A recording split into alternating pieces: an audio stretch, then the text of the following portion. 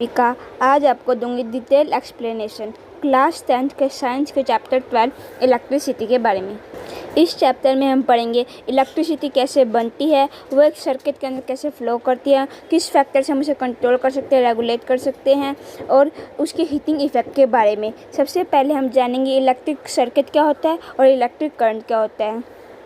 हम air current और water current के बारे में तो जानते ही हैं। जब रिवर के अंदर वाटर फ्लो करता है तो हम उसे वाटर करंट कहते हैं। इसी तरह जब कंडक्टर के अंदर इलेक्ट्रिक चार्ज फ्लो करते हैं तब हम उसे इलेक्ट्रिक करंट कहते हैं।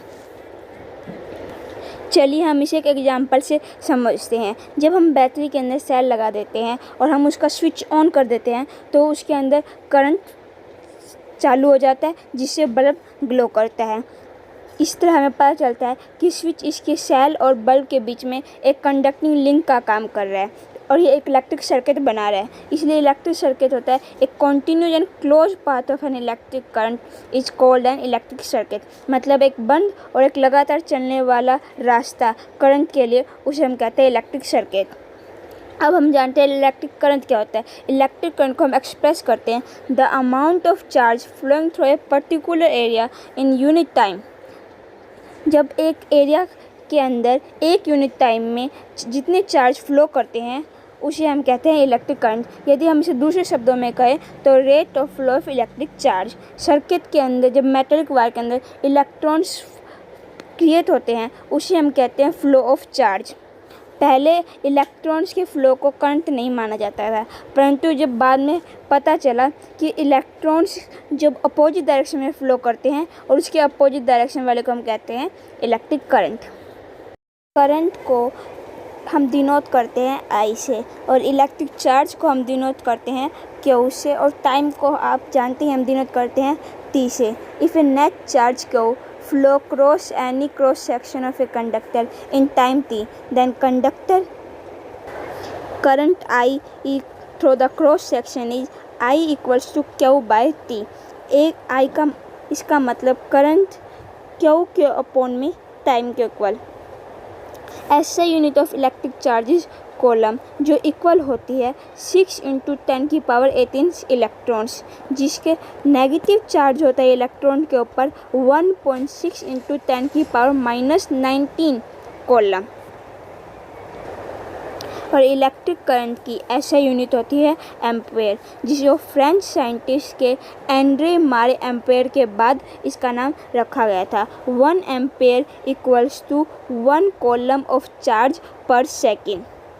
1 = 1A = 1C by 1 second. Small quantity जो करंट की होती है इसे हम एक्सप्रेस करते हैं मिली एम्पेयर में।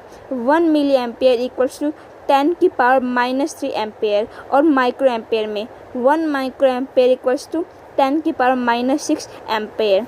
जिस इंस्ट्रूमेंट से हम करंट को मेजर करते हैं उसे हम कहते हैं एमीमीटर। इसे हम इधर डायग्राम में दिखाए गए से भी समझ सकते हैं, जैसे कि इसके अंदर एमीमीटर लगा हुआ है, एक बल्ब लगा हुआ है, एक स्विच लगा हुआ है और बैटरी लगी हुई है। करंट हमेशा पॉजिटिव डायरेक्शन से नेगेटिव डायरेक्शन के अंदर फ्लो करता है, वहीं इलेक्ट्रॉन्स हमेशा नेगेटिव से पॉजिटिव डायरेक्शन में फ्लो करते हैं। अब हम एक नीचे दिए गए एग्जांपल को समझते हैं, जिसके अंदर 0.5 एम्पेयर करंट फ्लो कर रहा है एक बल्ब के अंदर 10 मिनट के अंदर। अब हमें इसका पता लगाना है कि इसके अंदर कितना चार्ज फ्लो कर रहा है। जैसे कि हम जानते हैं I = Q/T, और I हमें दे रखा है 0.5 और T दे रखा है 10 मिनट्स, जिसको हम सेकंड में कन्वर्ट करेंगे। 10 मिनट्स = 600 सेकेंड। यदि हम इस फॉर्मूले को इंटरचेंज करें तो हमारे पास आ जाता है Q = I × T, 0.5 × 600 = 300C। इससे हमें पता चलता है कि 10 मिनट्स के अंदर जब 0.5 एम्पेयर करंट फ्लो कर रहा था तो उसके अंदर 300 कॉलम इलेक्ट्रिक चार्ज फ्लो कर रहे थे। जानेंगे कि वायर के अंदर करंट कैसे फ्लो करता है। आप सोचते होंगे कि वायर के अंदर एटम्स, थोड़े एटम होते होंगे, जो एक एटम पॉजिटिव टर्मिनल से नेगेटिव टर्मिनल में जाता होगा करंट चार्ज को लेके, परंतु ऐसा नहीं होता। कंडक्टर के अंदर सारे एटम एकदम टाइटली पैक होते हैं, उनके अंदर लिटिल स्पेस होता है, जिससे वे एक के बाद दूसरा, दूसरे के बाद तीसरा, इस तरह पॉजिटिव टर्मिनल से नेगेटिव टर्मिनल को जाते हैं। फास्ट प्रोसेस है, ये स्पीड ऑफ लाइट के बराबर जितना फास्ट है। इलेक्ट्रिक पोटेंशियल और पोटेंशियल डिफरेंस के बारे में और आगे के कॉन्सेप्ट के बारे में हम अगले वीडियो में देखेंगे। प्लीज़ मेरे वीडियो को लाइक करें, शेयर करें और सब्सक्राइब करें। Thank you.